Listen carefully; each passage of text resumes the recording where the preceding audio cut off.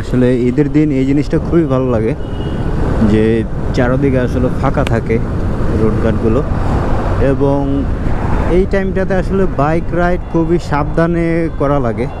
কারণ ম্যাক্সিমাম আপনারা দেখবেন যে ঈদ ডেগুলোতে, মানে ঈদের টাইমটাতে আসলে বেশিরভাগ আসলে আমরা অ্যাক্সিডেন্টের নিউজগুলো পেয়ে থাকি, যেখানে বাইক অ্যাক্সিডেন্টগুলো হয়ে থাকে। কারণ এই টাইমে বাইকাররা আসলে খুব দ্রুত এবং কি স্পিডলি রাইড করার চেষ্টা করে, এবং এই টাইমে আসলে বাইকাররা নিয়ন্ত্রণে থাকে না, কারণ রোডঘাট খুবই ফাঁকা থাকে। এই জন্য আসলে এই টাইমে বাইকাররা খুব দ্রুত রাইড করার চেষ্টা করে, কারণ এক জায়গা থেকে আরেক জায়গায় ওনার আসলে তাড়াতাড়ি যেতেই হবে, এটা ছাড়া আসলে কোনো উপায় নেই। সেই টাইমে আমরা চেষ্টা করবো যে খুব স্মুথলি রাইড করার, এবং কি খুব ধীরে সুস্থে আমরা রাইড করার চেষ্টা করব। বিশেষ করে এই মোড়গুলোতে আসলে আমরা খুব স্লোলি রাইড করার চেষ্টা করব।